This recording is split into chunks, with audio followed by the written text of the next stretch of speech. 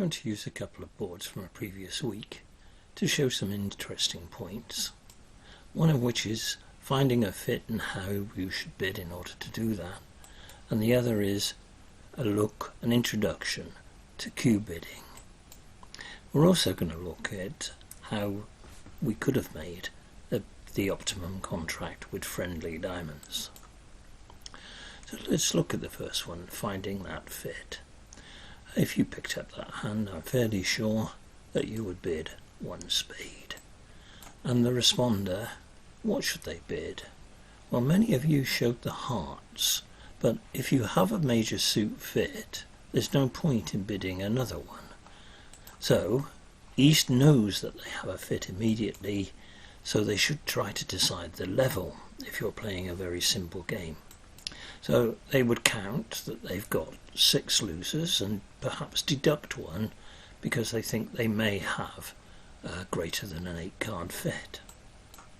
So if you bid 4 spades, that's a sign off. You're unlikely to go anywhere. So you then can't use Blackwood. You couldn't bid Blackwood here because you have a void in clubs. And whenever you have a void, you avoid Blackwood. So why? Why do you avoid Blackwood? Well, we'll demonstrate 2 hands. There's the hand that we're talking about. It's got 12 points in response and 7 losers. 5 and 7, 12. There's every chance of a slam here. So, but this ace is a wasted control. You'll be counting it twice. You'll be counting it as a control here with an ace and a control there as a void, and that's misleading. And so that hand will only make 5 hearts.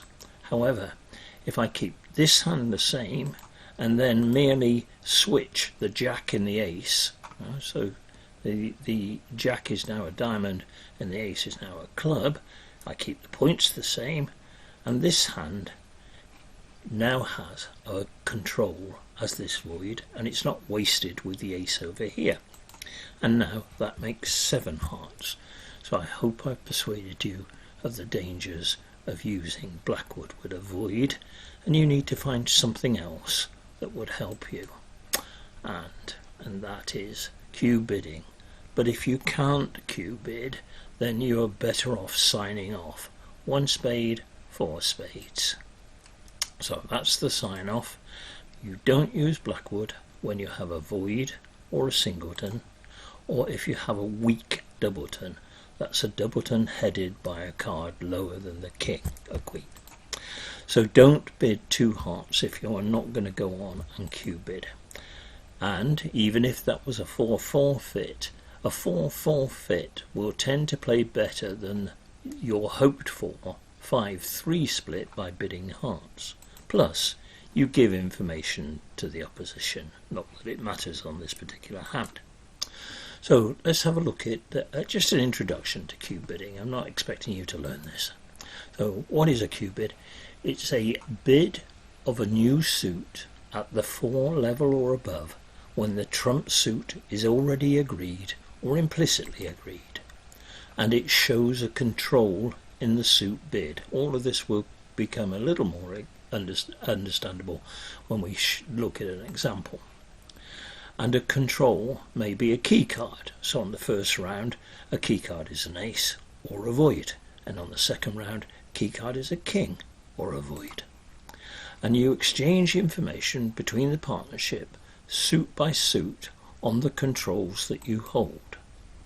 And the partnership takes turns to declare their controls, suit by suit, moving up the ladder.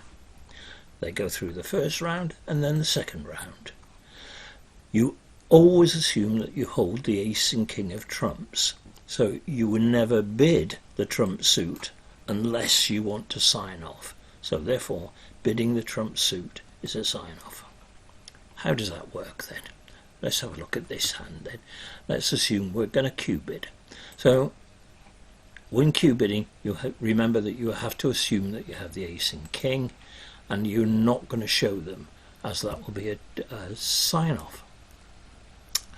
Now that At the stage we're at, we're not using splinter bids or anything like that. So perhaps your best bid here is to go 4 clubs.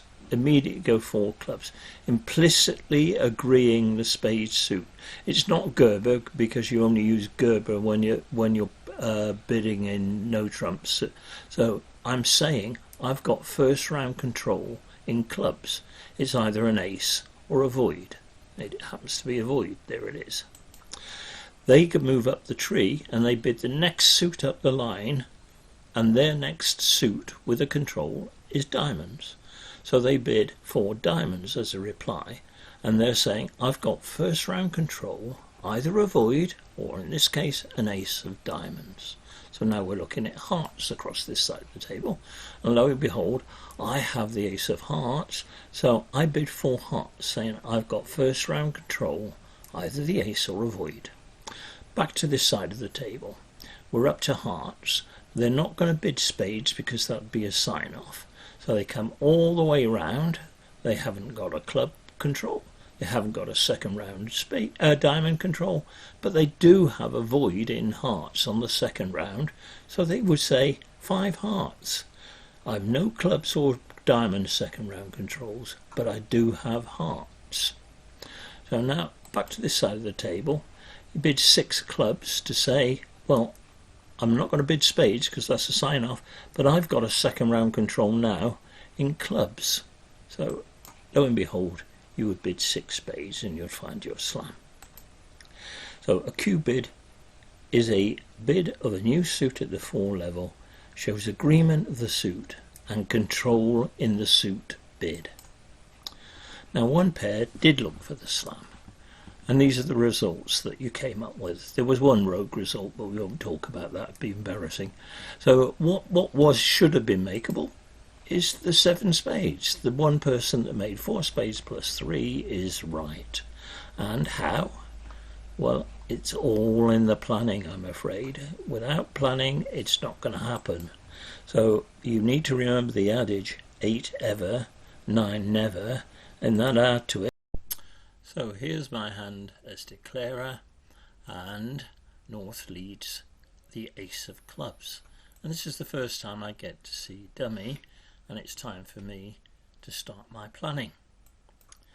Now the strategy I like to use when playing in suit contracts is to plan by counting the losers in dummy. And in order to do this, you look suit by suit in dummy. If I look at the spades in dummy, I apparently have 4 losers, but I have the ace and king over here, reducing it to 2, but I'm going to lose to the queen, but either the 10 or one of these intermediates is going to make, so effectively I would have 1 loser in spades. If I look at the hearts in dummy, I've got the ace and a singleton jack over here, so I have no losers because I will ruff these hearts in declarer's hand. Looking at diamonds, I've got the ace and the king, but I then have the queen missing, so I've got 1 loser in diamonds. Clubs are quite easy. I've got a void. I have no losers.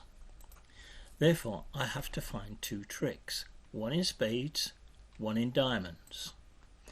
So if I draw the trumps, the queen will drop, because 8 ever meet a 9 never and 10 never ever, and the ever means whether you finesse for the queen or not. So we are not going to finesse for the queen, we're going to play for the drop. And we're going to ruff clubs. But remember that ruffing hearts and diamonds would be in the long hand. So these aren't extra tricks because they're in the long hand. You have to do it, you have to ruff them, but they're not adding to your trick count. So, and the temptation is, with a hand like this, to start cross ruffing just to inflict a little bit of pain on the opposition. But it is only the ruffs of the clubs that count. So the conclusion is that the strategy should be to draw the trumps and not to cross ruff early. And then in the end play, I would finesse the diamonds. And the way that I would choose to do it is play the jack so that if the queen is in South's hand I could cover it with the ace. If they don't play the queen, I will let the jack carry, hoping they cover the honour with the honour. So now let's look at what I consider to be friendly diamonds. This is the way most of you played this hand. You picked this one up and you passed, inevitably with 10 points. This hand you then opened one club correctly, and South should correctly overcall 2 spades. Good quality overcall, and West will now pass.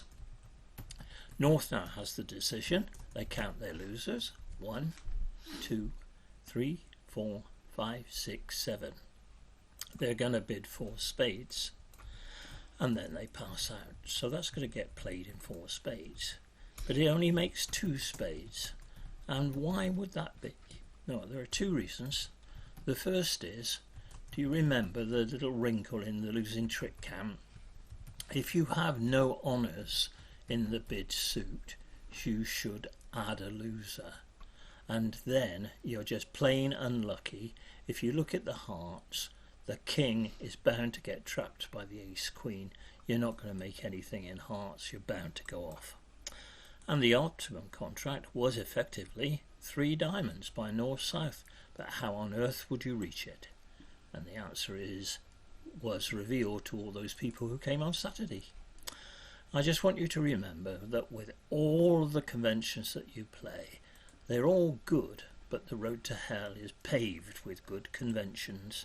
Make sure that you both in the partnership understand all of the convention, not just the first bit, and that you practice it. Thank you very much. Bye now.